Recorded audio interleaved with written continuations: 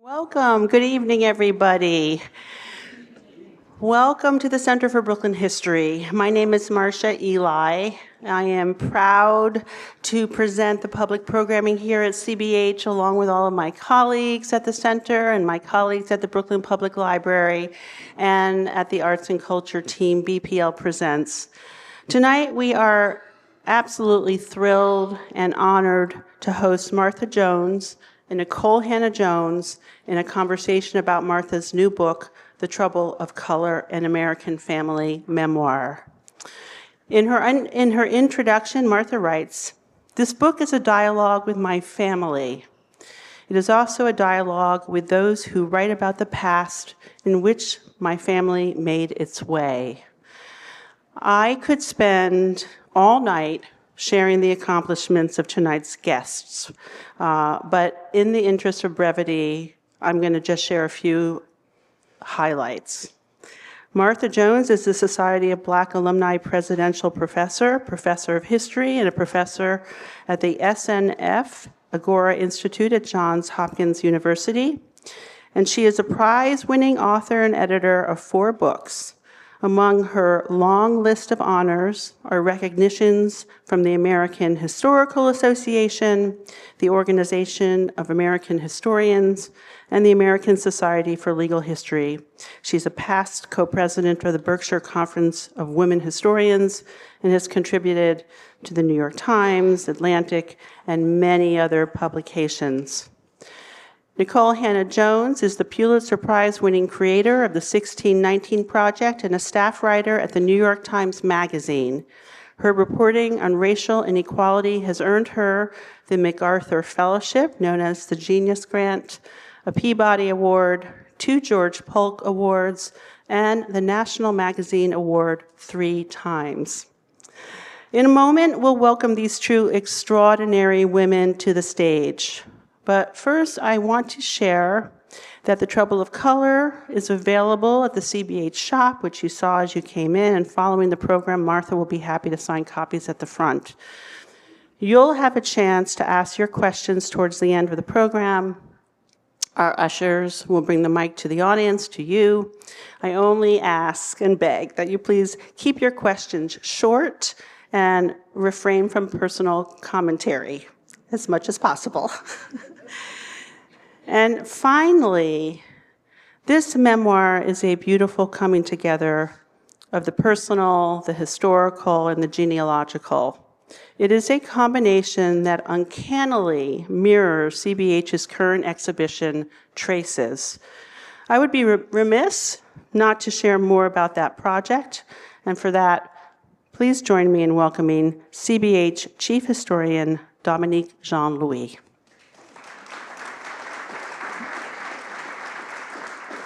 All right.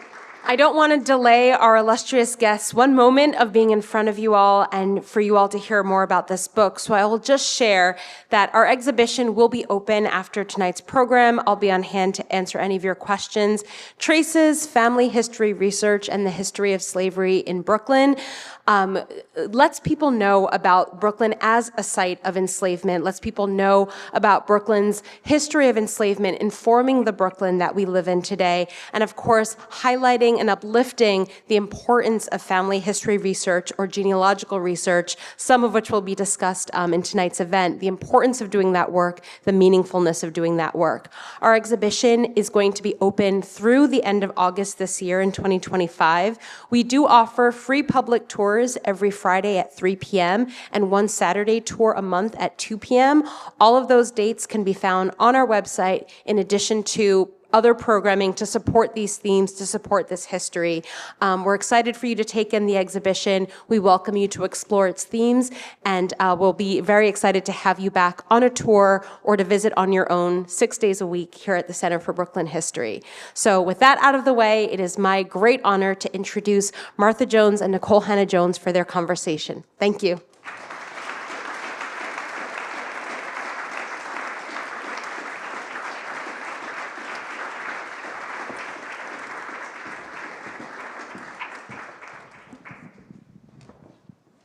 This is a very cute crowd. Hello.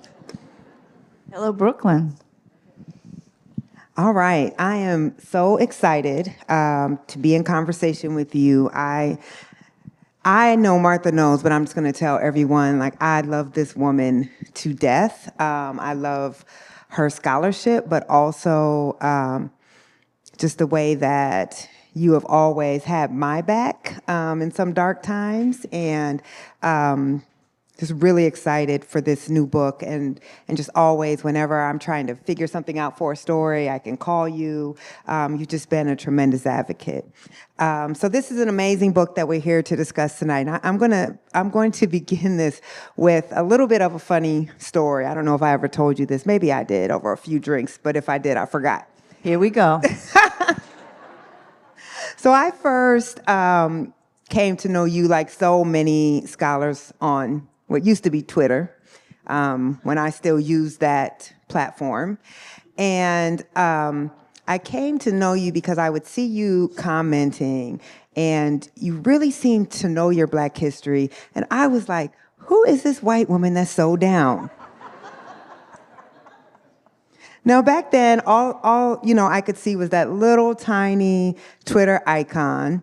And I remember one time I clicked on it to make it bigger because I was like, she just seems to just get it. And then I Googled you and I was like, oh, that's why. That's why. So it's just apropos considering what this book is about, because this is a book obviously about family, but it's also about the institution of slavery. It's about colorism. It's about passing. It's about the labor, the sexual labor that Black women had to bear during slavery that we all know about because we see the very complexions of who we call Black, but that we haven't wanted to talk about and explore, I think, in the way that you have. This is hard when you're trying to hold a mic and open your notebook. Give me a second. So. I did not know that story, by the way. Okay, I didn't tell you that one. Probably didn't seem like a good story to tell, but Turns out it was. that's right. The way you opened the book made sense. So, but I'm going to actually start at the end of the book. So, towards the end of the book, you say writing memoir has been a leap for me, and I know, for you as a historian, this work is a departure. It turns the historian's lens towards your own family history, which is at once deeply personal, but it's also the history of Black America writ large. So I want you to, before we really get into the book, to talk about this leap and why you chose to make it, and what were the challenges of that? So thanks for being here and doing this with me. I adore you, and can't imagine doing this without you, so thank you. I had tried to write my family story more than once as a conventional history. I tried articles and essays, and every time I did, they fell flat. They just didn't work. My very first paper in graduate school was an attempt to do that. I got an A-, which in graduate school is the equivalent of not too good. And and so, I think that it's a long time before it becomes clear to me that I'm holding back, right? And what I'm holding back is, on the one hand, how I feel, right? How it feels to not only discover these stories, but to put them on paper, to really get granular with the past of my own family. But it's also, I guess I want to say,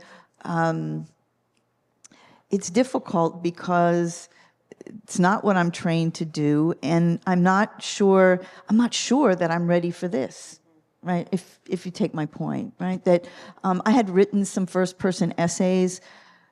Back in 2013, I wrote an essay called Biracial and Also Black. The title wasn't mine, but you get the gist. And it went viral, as we say, 8-9 million hits on CNN. And so I understood that there was something about this story that would connect to the stories that other folks were carrying with them, and was I really ready to sort of be in this kind of dialogue? And for that, I think I had to do some growing up, I think. Yeah, it's, as someone who has done both as well, it does render you vulnerable in a way that we're used to telling other people's stories, but there's a vulnerability of telling your own and then having to also answer to your own family, your own memories of how things happened, which we know memory can be challenged. I wonder if you could talk about what ways was telling your own family story constraining for you, and what ways was it liberating? The constraining part maybe is obvious, but you have a different audience. My cousin Jane is sitting over in the corner, and you have a different audience, a different readership, and it's not an abstract idea about a readership. It's not a demographic. It's human beings who you love, who have raised you up, you've spent your life with, and you understand that you are going to tread on territory that is important to them. And so that is, I think, not in the end ultimately constraining, but it is a kind of awareness, right? As you're writing, as you're thinking, as you're researching, you're not only accountable to yourself. I didn't expect to be liberated by this book, but I have been. And the most curious thing for me is that I've discovered a sense of humor I didn't have before about a lot of what's in here. The illogic, the absurdity of race and color in America became so vivid to me, so present to me, in a way that I could only laugh. So I'm going to tell you a story and see if it makes you laugh. So a few weeks ago, we were in Montgomery, Alabama, at Bryan Stevenson's Legacy Museum. And if you've been there, you know part of the ritual is you go to lunch at Panny George's, right, which is the Southern food restaurant. And we were in the line, and there were two young women behind us. And one of them sort of tapped me and said, "Can I ask you a question?" Okay. And she said, "I have a question about your skin." Now, in my life, that is like the da-dum, here we go. But I'm in now, right? And she says, "Your skin, it glows. What is your skincare routine?" Honestly, they wanted to know about retinol and not race. And I had to laugh. I had to laugh at myself because I really had that da-dung, here we go. And then they were just these sort of, they saw an older lady who seemed to be holding it together, and they wanted to know how I was holding it together. And so the laughter has been a real gift. It's not something I possessed 3 years ago when I started this book. So let's go back to the start of the book. And you begin with this really painful anecdote. One, let me just say it was really cool to see that you weren't such a great student in high school, weren't even sure you were going to go to college. And I just think, especially for young people who read this book, to know that you can be absolutely brilliant, you can go on to have a brilliant career, and not have been able to tap into that talent at a young age, that how you are. This is not what the book is about, but I just think, both of us as college professors just know,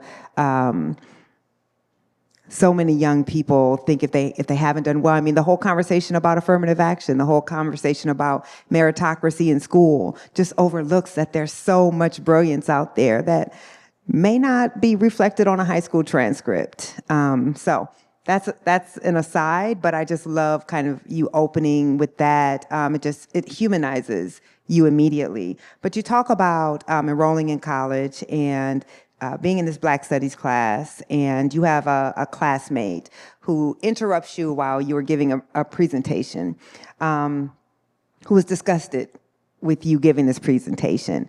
So tell us about this story and why you chose this to be the anecdote to begin your book. Well, I think partly I choose this anecdote for the reasons that you sort of open with, right? Which is I need to be sure that folks don't keep me on a pedestal in this book and imagine I woke up like this. I did, but not exactly, right? Yes. And so it's 1976. That's important because Black Studies is still in that first early insurgent wave, and I am a beneficiary of that moment as a first year in college, and I'm in Black sociology. And this is serious business, and I am presenting Frantz Fanon's A Dying Colonialism. And let me assure you, I knew too little about Fanon, about Algeria, or anything else in that book, but I was there to learn, right? I was there to learn. And indeed, I have a classmate who stands up and is outraged that I am purporting to stand up and to offer insight into Fanon's work. But it's more than that. It's not simply that I don't get the lesson right. It's my person. It's my person, and he's really not sure that I belong in the classroom. I'm not 100% sure what he makes of me, but he's sure I don't belong. And it's a painful moment. It shakes me to my core. But I go back the next class. And I think, in a sense, he taught me something, a tough lesson, right? Which was that I was going to spend a lifetime answering for this body, answering for the rooms I showed up in, the work I aspired to do. And I needed to know that because I had thought that a lot of, who here hasn't been subject to, schoolyard teasing, right? And kids will poke at anything about you, right? And on a given day, right? To get an advantage. And I thought maybe I had left that behind when I went to college, that was all just, kids stuff. Well, maybe it was kids stuff, but there was adult stuff too. And the trouble of color, as I call it, is a real facet of our world in so many ways. And Ron was somebody who, in his own way, let me know that I was going to have to answer that question or find a way to answer that question again and again and again. Do you think he thought you were white, or he thought you were too not Black, or what do you said you never discussed that day with him? No, so I never did. What do you think he thought when he saw you giving this presentation on this particular person? I think he thought I was white. Yeah. I do, and I say that because I describe what I'm wearing. I'm wearing allow me. She was dressed white. No. Yeah. It was 1976. I was dressed hippie. I was just hippie white, right? I had on blue jean overalls and buffalo sandals. Somebody remember buffalo sandals with me? And there were young Black women in the class. I remember them vividly, and they were much more like I'm outfitted today than I was. And so I think that, yes, I think he thought I was white, and that classroom was supposed to be not only a space for learning, right? It was supposed to be a space for community. As we would say today, it was supposed to be a safe space. It was a political space. And on all those vectors, I'm an intruder, right? I'm out of place. So when I was reading that, I'm like, you get the reaction, right? Because the heart of your book, the heart of this story is what is race, and that we understand intellectually that race is a construct, but we also believe it to be real. We believe you can see it, and we believe that what we see is a shorthand for histories, for status, for political rights, for community. And yet, Black people, Black is a construct. It is a made-up category of people who can look like you or people who can look opposite of you. And how do we grapple with that? Because we can't really expect each of us to go around every person that we see and know, well, you could be Black. Because We say that sometimes. Don't I we? mean, Yeah. we usually can't tell. We usually can't tell. But it is a shorthand. And he didn't see you as Black because he couldn't see that one drop that creates the rule. And so what I love about that anecdote is it does get to the absolute absurdity of race and how we've defined it in the United States, that it has somewhat to do with your genetics, but actually often it doesn't. But we believe that it is. But as I tell my students, well, money is a construct too, but try to go to the store and get something without it. So something can be a construct and also be real. So when did you understand that you were Black? And how did you come to have that understanding? I love that. I want to say always, right? Because I'm raised in a family with a so-called white mother and a Black father, and my mother's side of the family mostly disappears, right, when they marry. So I'm raised in a Black world, but maybe Blackness is implicit when we're very small. But by the time I'm 4, we moved to the suburbs of New York City, to Long Island. And now I'm no longer in Harlem, where we had come from. I'm in a white enclave, and there are yards I can't play in, right? There are homes I can't enter.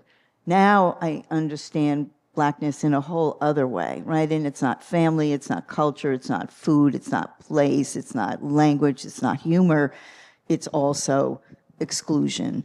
And that is vivid, as vivid can be for a 4-year-old, because folks in 1962 are not subtle or apologetic. They are emphatic about where the lines are and why the lines exist. So I think that's one version of an answer. But I'll say that I don't know if you would agree, but I think that for me, Black consciousness has always been an adventure, an evolution, a learning, right? And what it means and how it works and how that situates me in the world, I think, has changed. I teach Black studies. That means Blackness means something different when I start to occupy the front of a classroom every day, because students want to know, who are you, what are you, for the purposes of learning. But I remember when folks remember, some of you will, some of you will not, those of you don't, just bear with us, when Lani Guinier was nominated by Bill Clinton to head the Civil Rights Division. And I was a young lawyer in New York, a young Black lawyer in New York. But as that played out, and as we all know, Lani eventually withdraws and the Clinton caves in the face of pressure. I can remember watching that on my television, and my face up close to the television, as close as I could get it, as she was giving, I guess, a press conference or remarks, and just feeling like my soul, right, tethered to her. So that's me, the lawyer, right, and being and Guinier, the law professor, right, and me being just understanding how I could reach through the television, you know, and I'm that close, and so I think at different times of life, Blackness shows up. And teaches me something about who I am and who I am in the world. I don't think that's unique to me, right? Because Blackness is, of course, partly a construction that is about time and place and many other things. You know, last year I lived in Germany. I've never been so Black as the year I spent in Berlin. My goodness, my goodness, my goodness. So I think that's how it works for me. It's interesting. I talk about this in the 1619 documentary, how I'm also, I'm biracial, but I'm Black. And how my dad pulled my sisters and I aside when we were young and said, your mom is white, but y'all are Black. And it cleared up a lot of things for me because, you're taught that race is your skin color, right? We say that all the time, but race is not your skin color. And so my skin color looked like closest to my mom's. And so I thought maybe I was white like my mom. And my dad cleared that up very quickly. I guess he didn't want us to get those thoughts in our head for very long. But then Blackness as a political consciousness came later. And that started to happen in middle school when I started reading, and then in high school when I took a Black Studies class. And so I don't think those things are necessarily the same. And I think you're right. They do develop and evolve over time. Did your dad ever have a conversation about your race with you that you can remember? About your identity, not just discussing race, but about your racial identity? What my dad would say to us is, you are a Jones. And that was his shorthand, right? That was it, which is to say, if you want to know who you are, where you come from, what you touch back to, you must remember you are a Jones. He never would say to me, I was a Jaeger. That's my mother's family, right? I was a Jones. Now, I tell a story on my grandmother in this book, right? My grandmother, as we're growing up, and I have two siblings who look not very different than I do, and my grandmother, during the summer in North Carolina, would run a little quiz, and she would the neighborhood kids would be gathered. It was nap time in the hot afternoon, and some days there would be stories, and some days there'd be games, and some days there were quizzes. And one afternoon, the quiz is, who here is a Negro? And the quiz is for us, right? And she's making sure, because she knows that we are growing up in this white enclave. We're with her in Black Greensboro, North Carolina, but she's worried. She's worried. She not only sees us, she knows the world. And that means that in the North, we might lose our sense of Blackness altogether. It means in North Carolina, we might misstep, right? And put ourselves in the wrong situation or misunderstand where the boundaries are. And she wants to be sure. So my recollection of that story is my hand goes up because I know what the word means. And this is before Negro became a pejorative, I just want to say. I know what the term means, and I know it applies to me. And of course, I want to be like her, Right, and we'll get into this a little later, but you also have, a very kind of elite lineage coming from that side as well. So the second chapter of the book is called Family, and this is really your beginning of your quest to discover who your people were and who those people were who imprinted this kind of racial ambiguity upon you, upon your person. This is a story probably necessarily told heavily through the women. So tell us about these women who were born into slavery. Tell us about Nancy and about how her story really illuminates both the sexual labor of Black women that goes unrecognized, but also really their determination to have agency despite the system of slavery. So if I can, I'm going to talk a little bit about Isabella, who is our great-great-grandmother, born enslaved in eastern North Carolina. I had inherited a story about Isabella that set her in an early relationship with a man who maintained her and fathered her children. But there was no mention of slavery at all. And it might have stayed that way, except I have a California cousin who's a real genealogy sleuth. And she went through the Freedmen's Bureau papers when they became public and accessible, and found Isabella there It's 1867. Isabella has left eastern North Carolina and settled in Greensboro. And she has gone to see federal agents to complain about that man who had fathered her children. He was also, I learned, the man who had claimed her as property, who had claimed to own her as a slave. Isabella tells a story pretty plainly, right, about bearing 9 children. 4 of them survive. They are with her. They are destitute. This man had promised them shelter, promised them support. He had reneged on their deal, and she wanted satisfaction. I don't think she ever gets satisfaction in those terms. But what she does is leave for us her unequivocal recollections, her unequivocal experience of what it is to be born enslaved on an eastern North Carolina plantation or on any other plantation, frankly, and to become a sexual commodity in the 19th century. Sometimes people ask me, was that a difficult story to encounter? And the answer is yes. And I put that document away for almost a decade.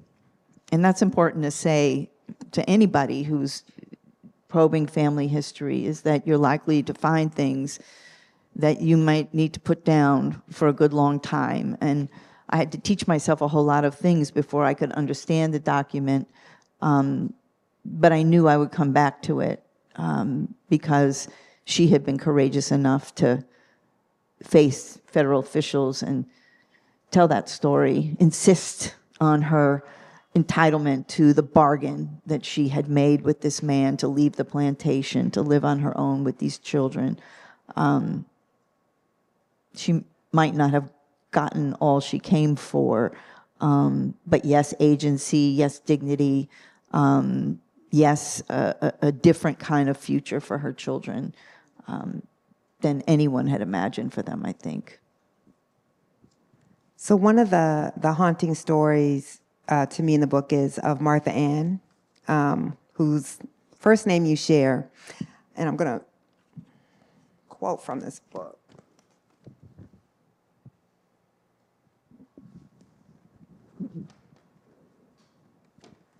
So you write about Nancy, who was Martha Ann's mother, and you said,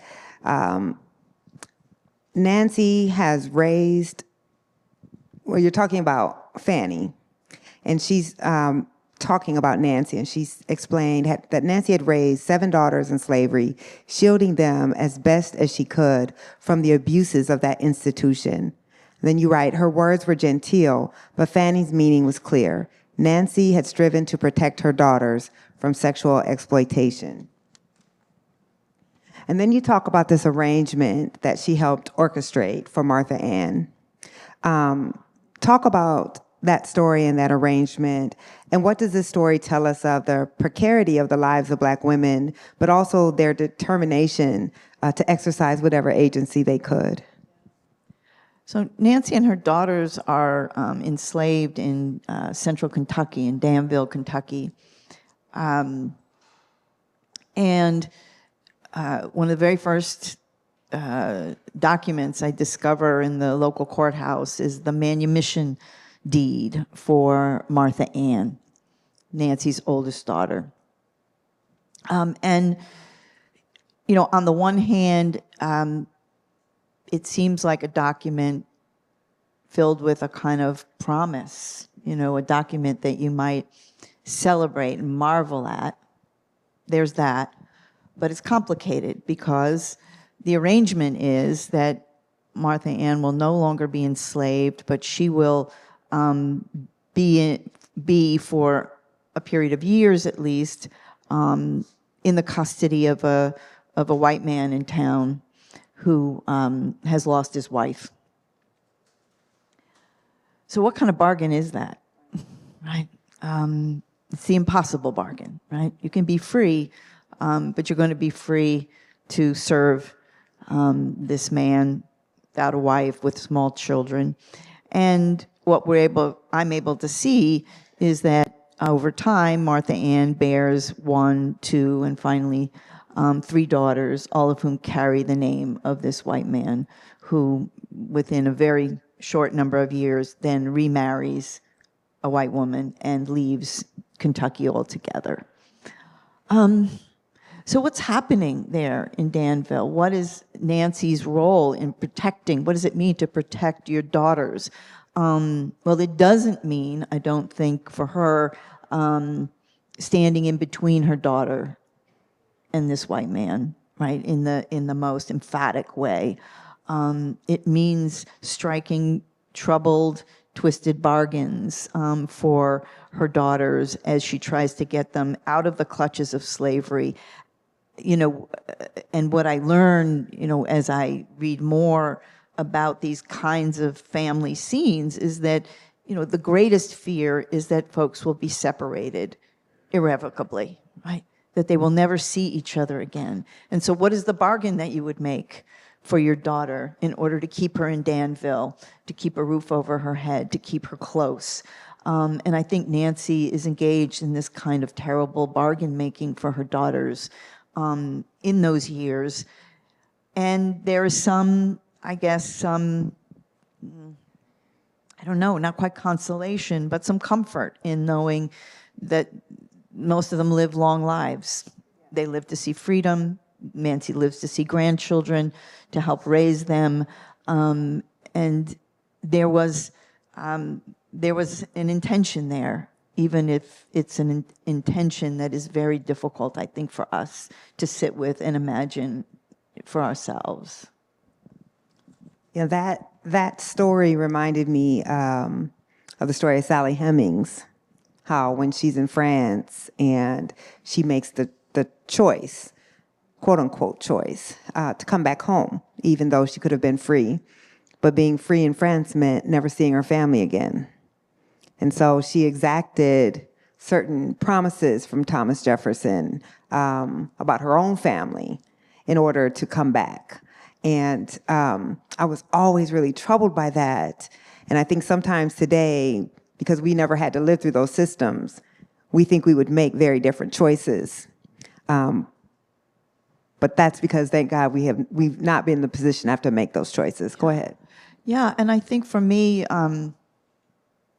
one of the challenges, not a constraint, but a challenge, is how to come to these stories, how to know them better, and how to hold, you know, a kind of radical compassion for the kinds of choices that folks are making, even if it's not the choice I might have made.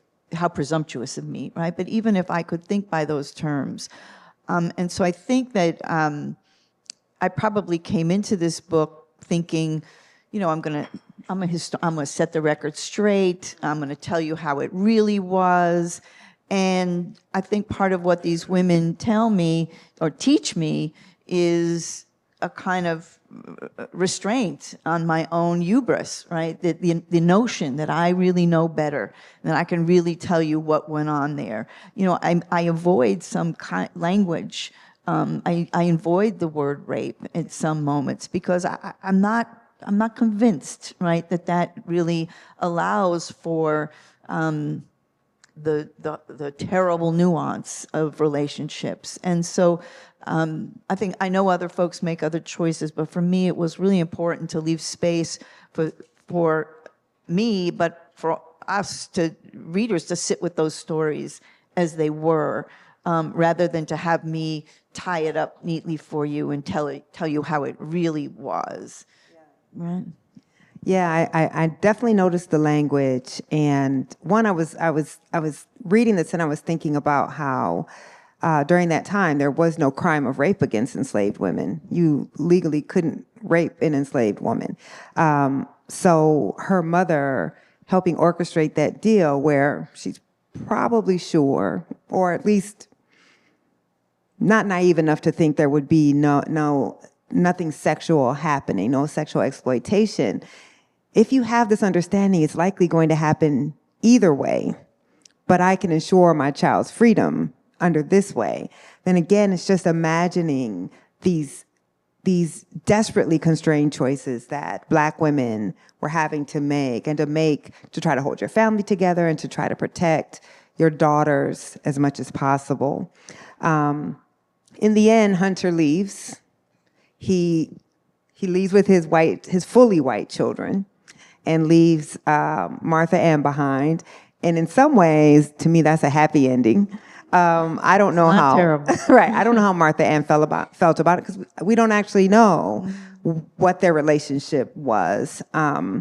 But it also made me think then about how, one of the most pernicious stereotypes we have about Black men and Black women is the single, unwed Black mother and the father who won't stay and raise his children.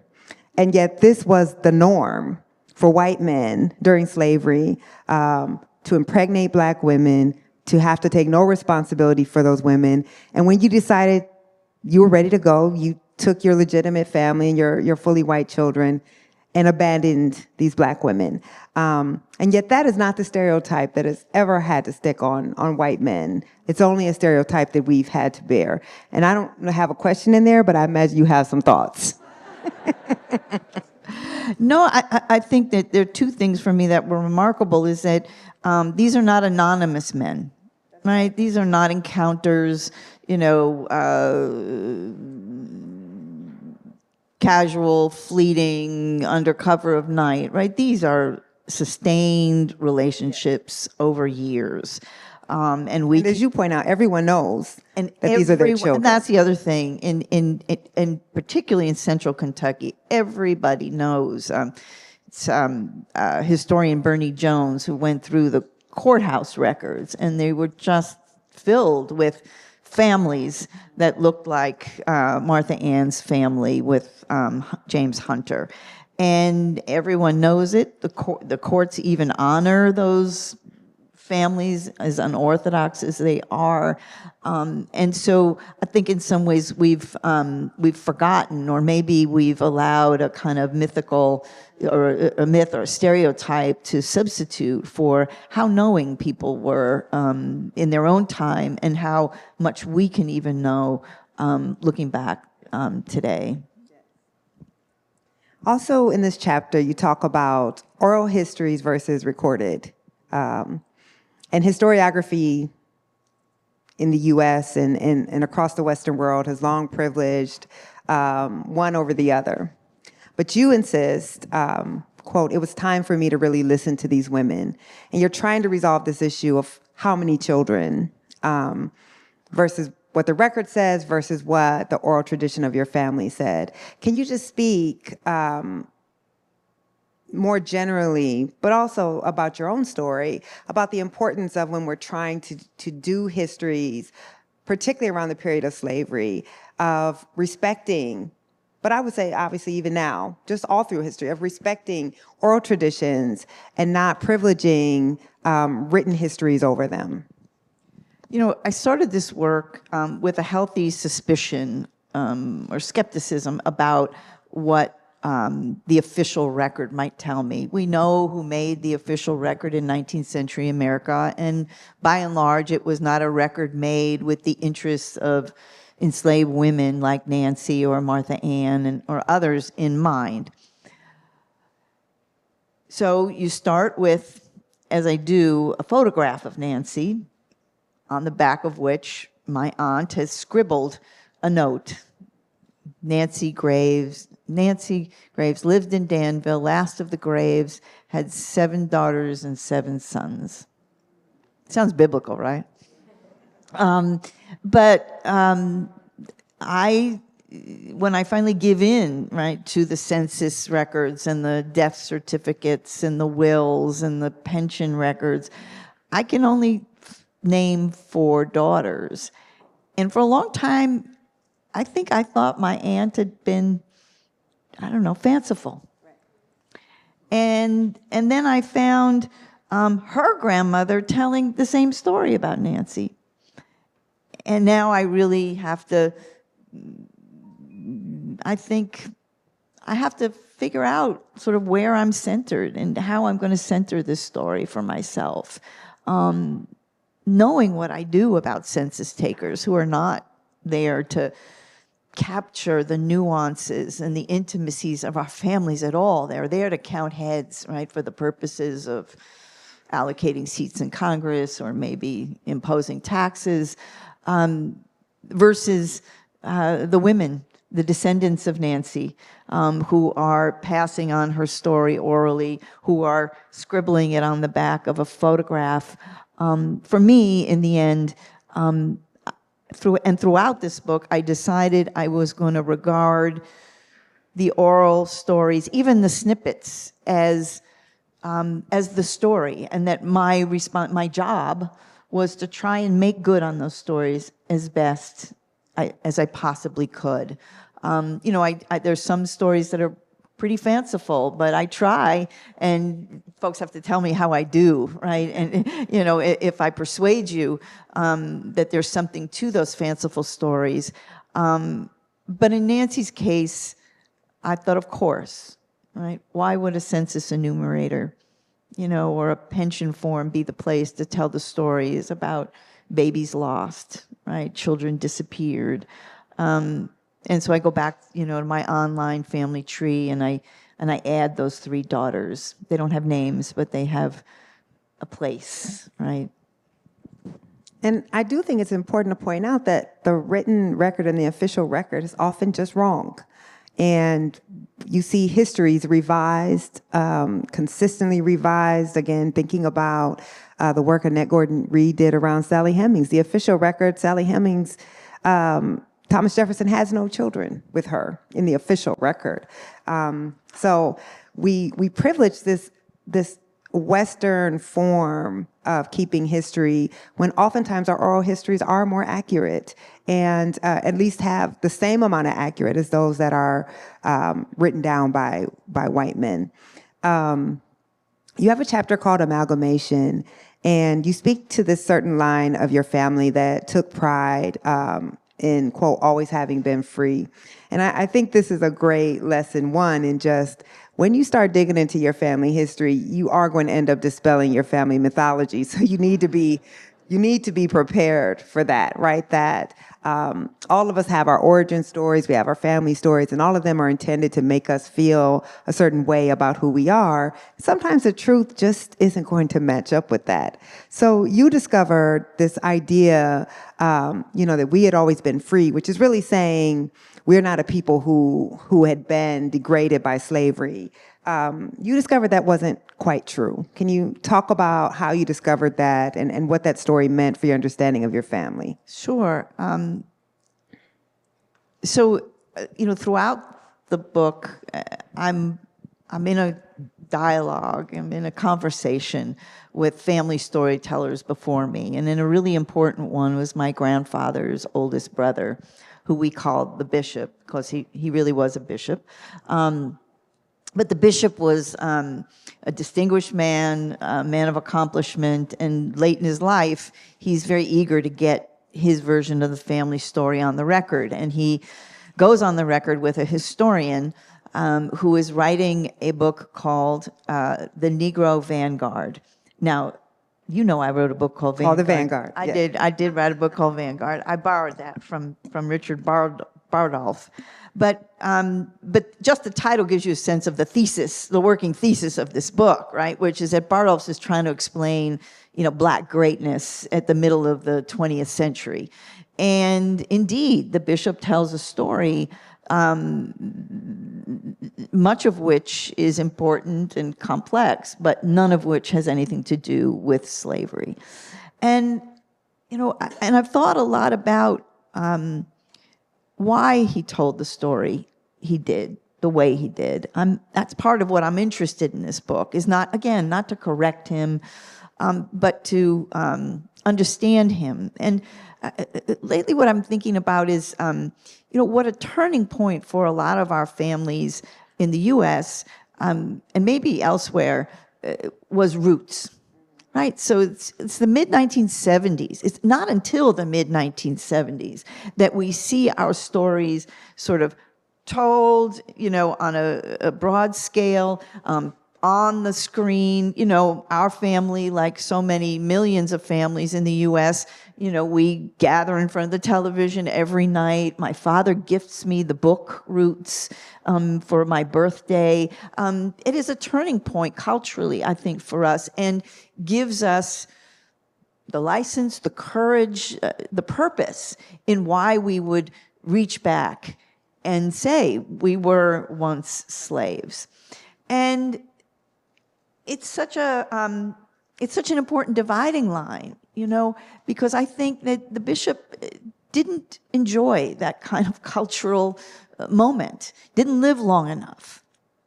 I can tell him in the book, in my own way, that it really does change for us, and that the things that you feared, the stories that you feared, your grandmother who bore the children of a slaveholder, those things frightened you. Perhaps there was shame. Perhaps you didn't know how that would factor into your own possibilities of distinction. I think part of the book is to say to him, it's not that, it doesn't stay that way for us. And that today, when I speak of his grandmother, Isabella, or his mother, Jenny, both women born enslaved, I can speak of them with pride, with admiration, with veneration even, for who they were and what they endured and how they survived. But even I think that is not unique to our moment, but I think we enjoy that on a broad scale in this moment in a way that I think my grandfather's generation, they didn't benefit from Black studies. They didn't benefit from so many of the things that have made the kind of story I'm able to tell possible. And I think that's my most compassionate, reading on him. I don't think he was ashamed of them at the core. He didn't deny them in some way. But he didn't think we were ready for those stories. And maybe we weren't wholly ready. Well, yeah, I mean, we know what Roots did for many, many Black Americans was actually allow us to feel pride in what our ancestors survived, as opposed to generations who really did feel a great deal of shame that we descended from slavery. And I think that's also mixed in with your family, at least some of them also taking pride in how light-skinned they were, right? Engaging in colorism. And so there was this belief, I mean, you talk about this in the book, and that many of us know, that this is part of what made the Black elite was genetic proximity to whiteness. And so really acknowledging that past the slavery explains how you got that proximity to whiteness, which is not something that our community had wanted to talk about. I was older than I should have been when I finally read E. Franklin Frazier's Black Bourgeoisie. Oof. Frazier is unforgiving in his indictment of the talented tenth, of light-skin privilege, of elite aspirations, material aspirations. I was in graduate school. I made the mistake of reading that book on the bus on the way to class. And then I had to sit in the classroom and watch my professor excoriate us by way of Frazier. And, I think there's a lot that Frazier gets right.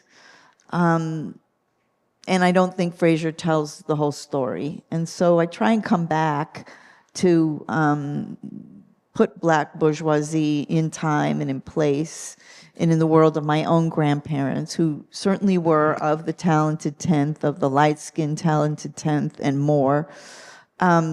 Right, so just Yeah. when you mean us, you don't just mean light-skinned people, but literally your family. Like her grandfather was the president of Bennett College, your grandmother was part of that kind of elite group of light-skinned Black people, so who knew him. So this was actually, for you, it was a very personal indictment. It was personal, as we say. Or I wanted to rethink it in personal terms. Let's put it that way. And I realized, I came to learn, that my grandfather and Fraser had known each other all their adult lives.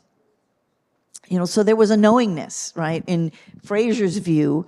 But there was also a knowingness on my grandfather's part, which is to say he understood Fraser's critique, and he also understood, I think, his own positionality.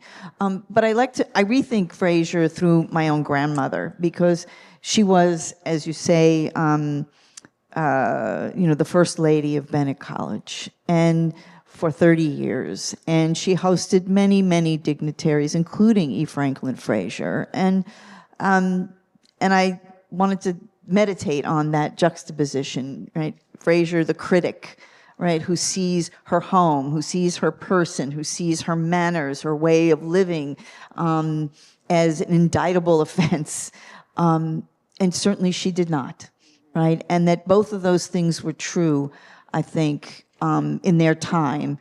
And yet, when I re-encounter Fraser for myself as a adult, I am, as I am many points in this book, really shaken by the possibility that my grandparents were not the unassailable, figures on the pedestal that I had grown up understanding them to be. Yeah, I find your grandmother, it's Musy, right? She is a woman of contradictions like all human beings are. So a race woman, loves Black people, but also engages in colorism and classism. And you tell this story. I can't remember the woman's name. Alsatius. Yes. My cousin's gonna bawl now, right? Mwah. Our Alsatius. Nurse Trammell, who spent her young life in my grandparents' home, helping raise their children and keep their house, but then goes on to nursing school and is remembered today as having really established what today we would call health care and health services on the Bennett campus. So here's a woman who is very much a part of our family life. But is she a part of our family? That might be the question. That is the question. And our uncle tells his mother, I think of Alsatius as a sister. I think of her like a sister. She's a sister to me, isn't she? And his mother says, absolutely not, right? Absolutely not. That there are lines, right? And they are lines of class, and there are lines of color, there are lines of status, and Alsatius may be many things to us, but she is not a sister. And I think this hurt my uncle, because I understood, I think, what he was trying to do, right, which was to elevate. And I do think, for me in this book, terms like sister, they are honorifics, aren't they, right? That we don't call everyone that is blood kin to us sister or brother. I don't, anyway. And so he was trying to bestow on her an honorific. His mother wouldn't allow that honorific to be hers. And I think it's one of those moments in which you see those lines of class and color really starkly not only dividing people, but wounding people as well. So I have so many questions, but I have been given the signal, so I'm going to try to wrap it up. So you have, was Fanny your aunt? Fanny is my great-grandmother. Great-grandmother. So you tell the story of your great-grandmother who would sometimes pass. And then you talk about, and I had a question about that, but I can't ask it. But then you talk about how your father taught you a lesson about passing, and that you should never pass in a way that would degrade your family. Though he didn't tell you not to ever pass, I noticed. But then you reveal at the end a shocking secret about your own father that you discover on your birth certificate. Can you tell that story? And then I have a question about it. I was 19 or 20. I was going to study abroad. Big plans, which did come to pass, but I need a passport. And it's the first time I look at my birth certificate and really look at it. And when I do, there's my mother, marked as white. I'm not surprised. My mother's the child of German and Irish immigrants. Fair enough. But there's my father marked as white, and I know that's not correct. So part of the story is about my mother and I sort of wrangling over what to do, because I am deeply concerned that this official document is going to get in the way, or the error on this document is going to get in the way of my passport. But underneath that, I think, is a different kind of terror, right? Which is, again, that the way we perhaps naively look to official documents to tell us who we are. So if my parents are white, what am I? And none of it adds up. I think that, the rest of the story is about the doctor who delivered me. It takes me another 10 years, 20 years to really hone in on the doctor and to realize the physician who delivered me not only himself was black, but he knew who we were. He knew our family. He knew who my father was. This was not a... So what was he? What do you think he was doing when he marked my father as white? So this is my question to you as an investigative reporter. That's why we're together. Thank you. So when you ask your mom says the doctor wrote that my dad was white, or that your dad was white. Then you discover that the doctor was black, and he was a family doctor who knew that your dad wasn't black. So that makes me wonder, was your mom being truthful about how your dad was marked as white? Would he have done that, or was that a request that was made? And that's where I was very curious, because he wouldn't make that mistake, and it doesn't seem like there would be a reason for him to do that. And if they noticed that he did that, they could have corrected it. So I wonder if that ever crossed your mind, that maybe, especially considering at the end of the book you reveal that your dad sort of ends his life passing to a degree, right? That was intentional. So we just wonder what your thoughts are. So my thoughts are that I do think there's something more intentional and less accidental in that birth certificate. And part of what I was able to learn from folks who have studied the history of birth certificates more than I had, which is that there is a movement among black physicians in the mid-20th century when race begins to appear on birth certificates, and they are charged with completing those birth certificates, and they know the way in which race so perniciously animated genocide in Europe during the Second World War. They do not, to a person, want to, not to a person, but enough of them do not want to mark babies as raced at all, that they left a historical record of that. So did he think he was doing me a favor? Right? Did he think he was doing me a favor? It's 1958. Race is the gateway to where you go to school still, and who you can marry, and all kinds of possibilities. Did he think that maybe we should just fade off into some white world? I can't say, but I don't think it was an accident. Yeah, that's a mystery. Now I'm like, we have to dig around at that, because I'm very curious about that. But it's also, I've always been fascinated by this idea of passing.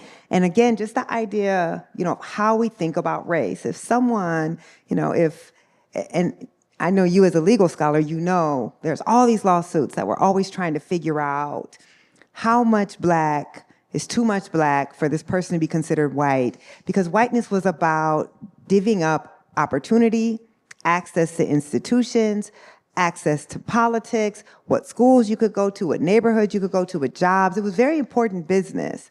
And so you would see these cases. There was a case in Ohio. This child was like 132nd and was going to a white school, and the court is trying to determine, someone snitched on them and said, actually, this family is black.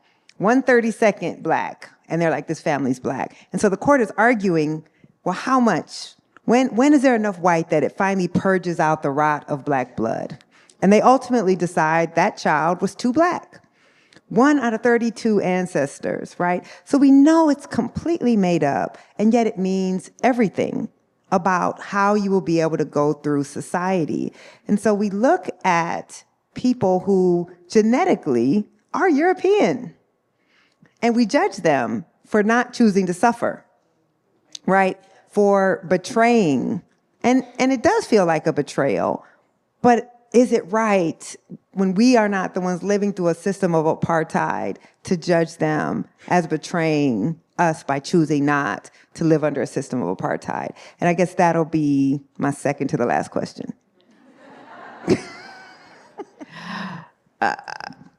My great-grandmother Fanny was remembered as a difficult woman. Difficult was a way of saying she was a woman who passed when she chose. And I was terrified of Fanny going into this book, because I looked too much like Fanny. I lived too much like Fanny might have lived as she'd been here in the 21st century. And I generally give passing folks a wide berth, because that's not my story.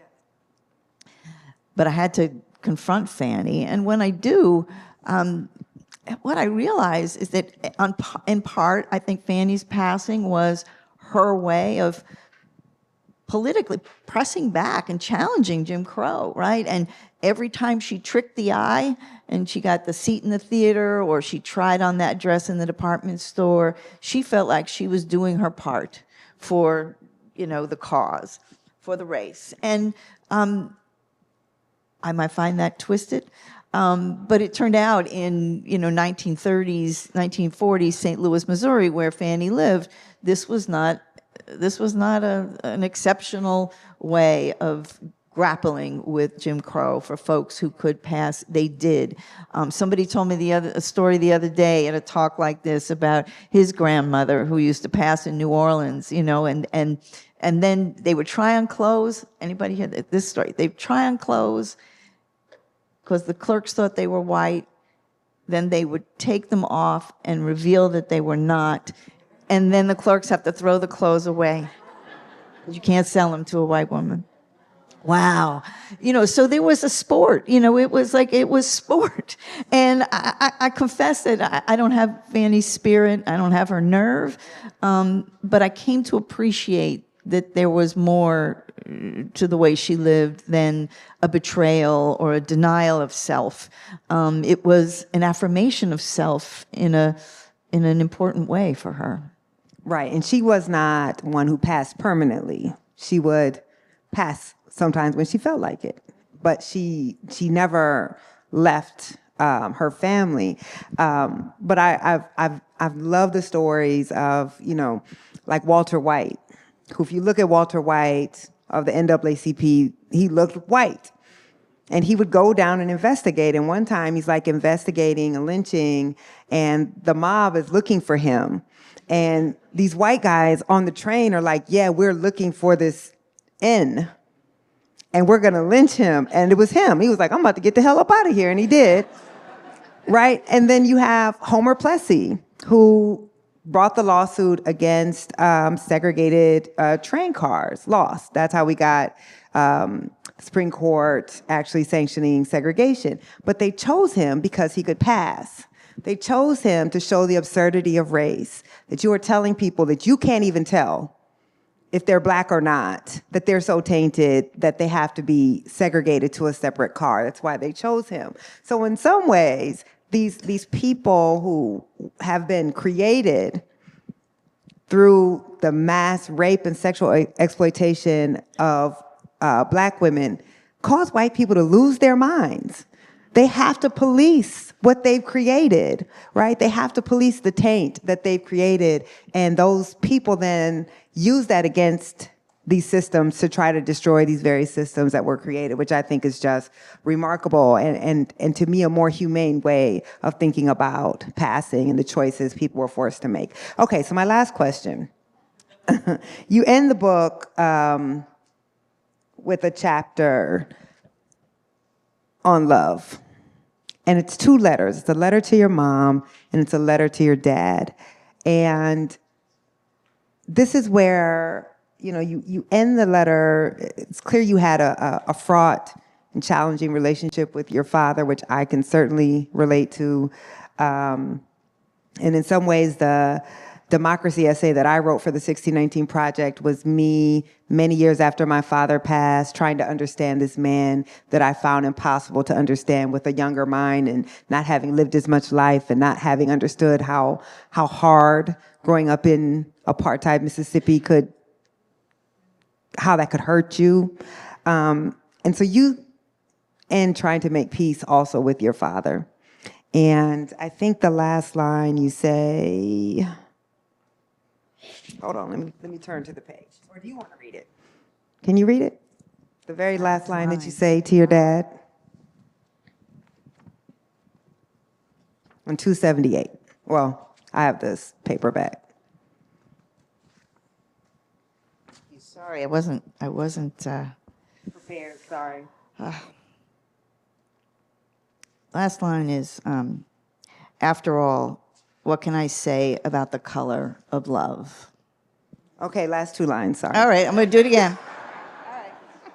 Last graph. I'm a dutiful student. So here we are. This is after my father's funeral. The next day, we buried you, the man who'd made me black as white. And like that, I let you go. After all, what can I say about the color of love? So what can you say? I mean, truly, that last moment and that reflection and you choosing to end the book with these letters to your parents, just tell us why you did that and what it means to be able to let that go at the end.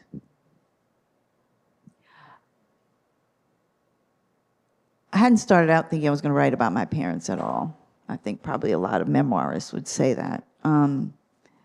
But what I learned in writing about them is that, you know, they each had their own complicated lives around race and color.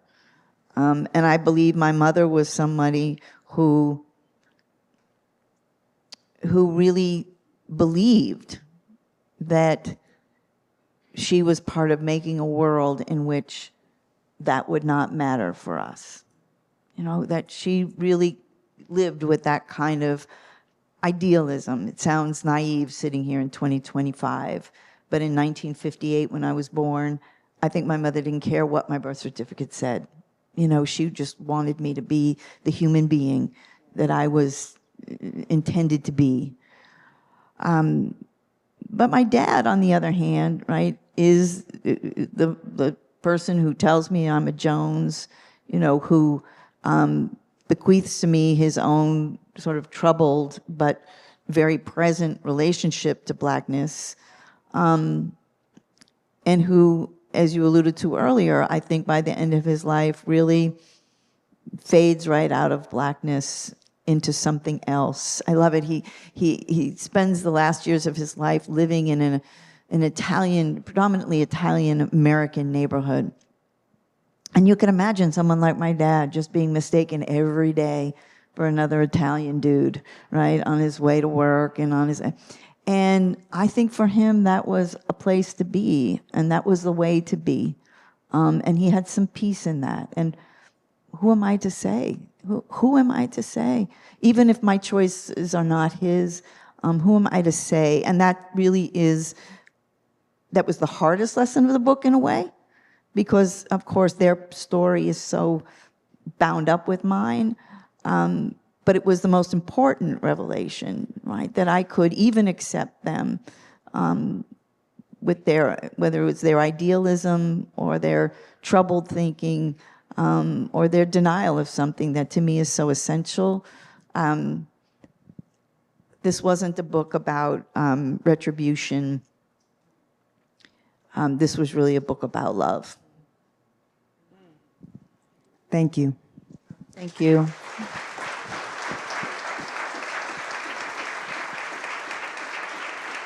Thanks, everybody.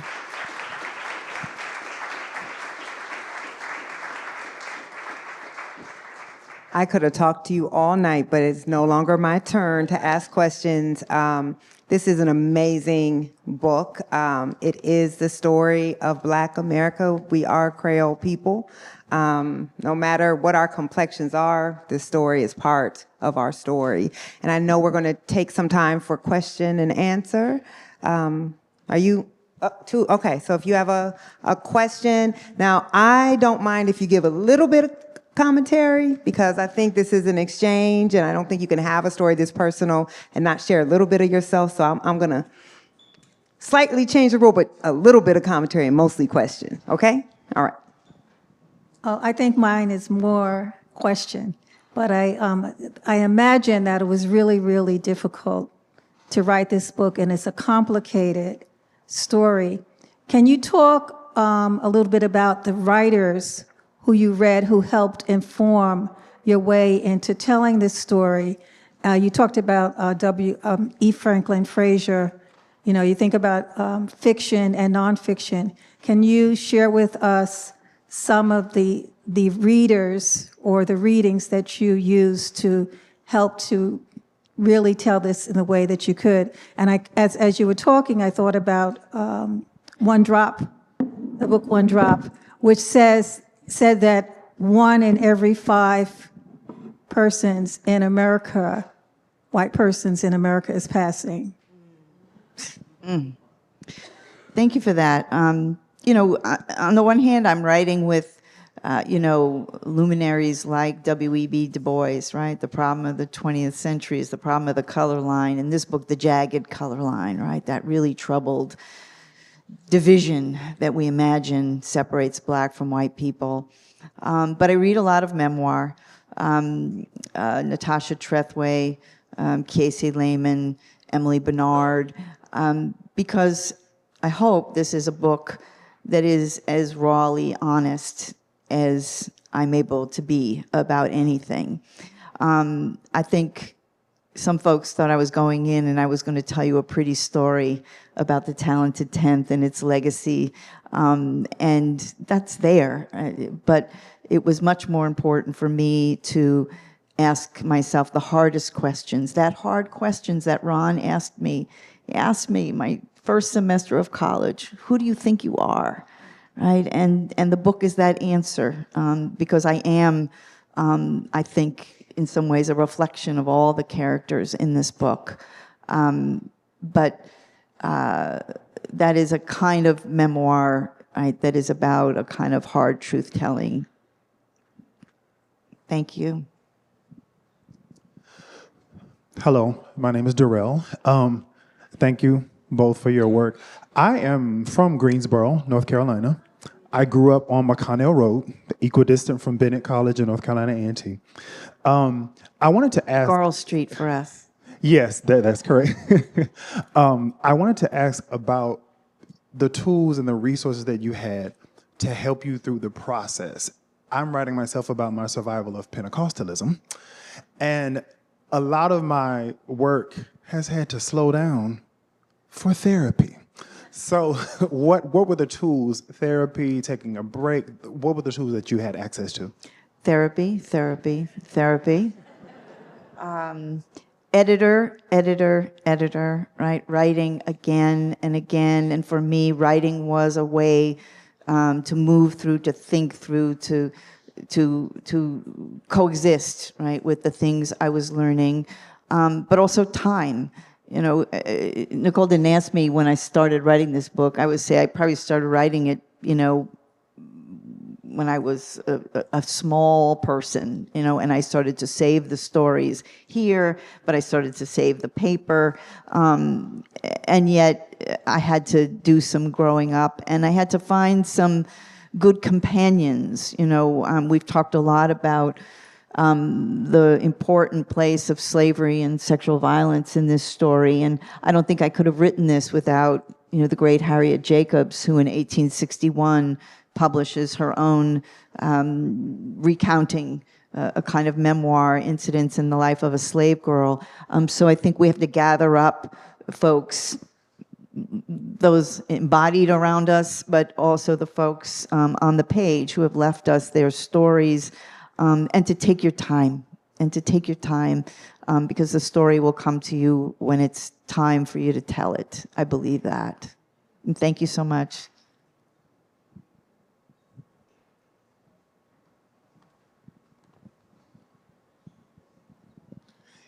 I would like to say thank you for writing such a courageous book, and I'm excited to read this. I just bought it today. I have a question along the lines of Nikole, an investigative question. Is your dad listed as white on your siblings' birth certificates? I don't know the answer to that, Okay. but it's a good question. Okay. I can tell you that he's listed as white on his death certificate. We've only alluded to that. And I discovered that document standing in the funeral director's office. And part of my resolution or my resignation is just to leave it as the funeral director marked it, and not to correct it, thinking maybe that would be just fine with him.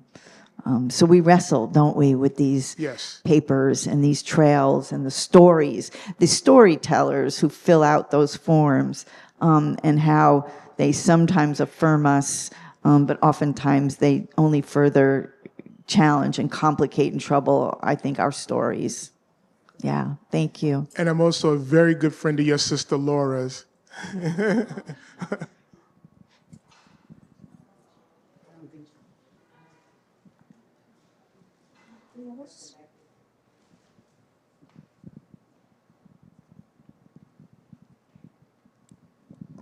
Thank you.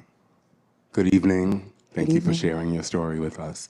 My name is Wilbur, and my question is, as your father gets on in his later years and he's existing as a white person, what is your contact with him? Because you seem to live your life as a proud black person. Do you disappear from his life? Because I know in so many other stories that I've heard about passing that you leave your black past behind. So what, I haven't read the book, obviously, so can you tell me more about that? Yeah, thank you for that. I guess it's important to say, I think it's a whole different book, the whole story about my father and me, and this is mostly a book about young me and him. But I stayed bound to my father, his whole life, and I'm with him, in the hours before his death, where I think we have a kind of resolution, if not a reconciliation of the heart. And so I don't think my father is someone whom, if you queried him, would have said, I'm white, right? He would have told you he was black. But not unlike me, he could move through the world by way of a different assumption, right? And his person misled the eye, living among Italian Americans, for example, and he didn't trouble, I don't think, to correct people or to set the record straight in his daily life. And I think for him, that was a comfortable place for me to be. For me, that continues to be a very uncomfortable place to be. But I wouldn't be honest with you if I didn't tell you that, I walk into the Marriott today, and I'm not really sure how the clerk at the Marriott reads me. I carry props sometimes. I have attitudes sometimes. I have all the things. But on most days, right, you just want to get your key and get to your room and take a break. And so he and I indeed made very different choices about that. Thanks for that.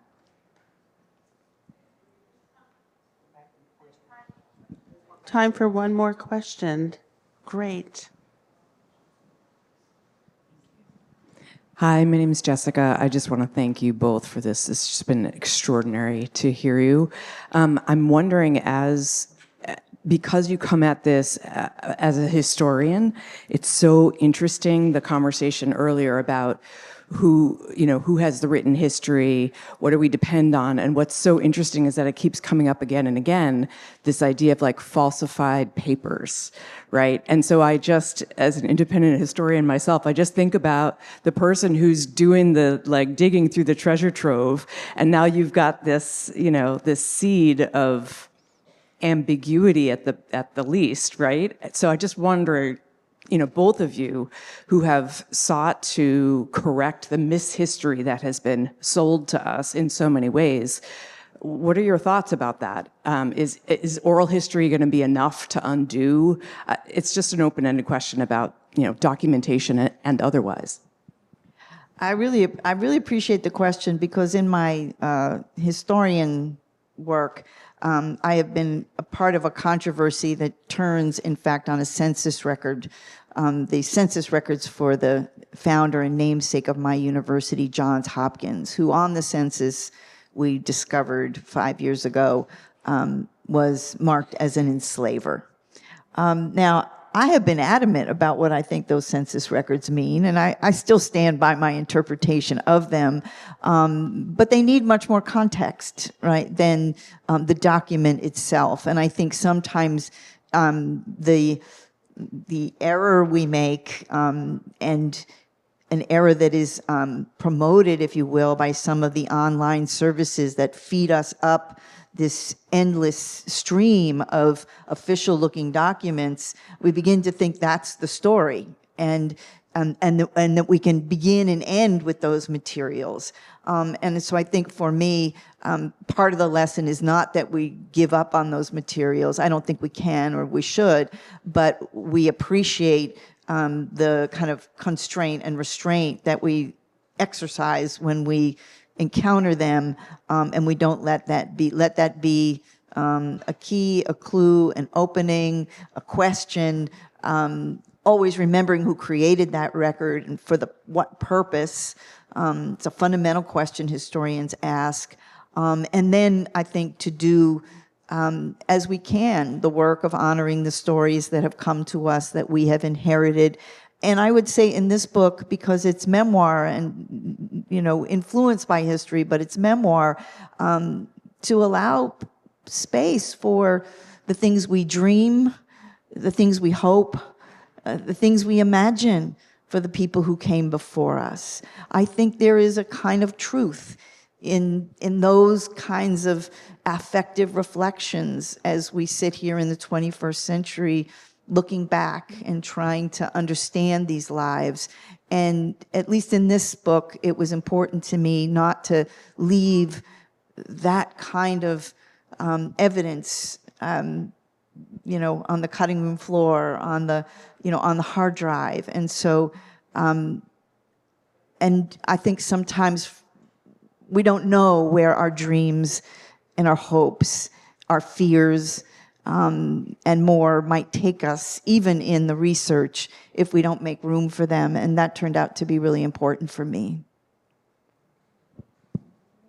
Thank you.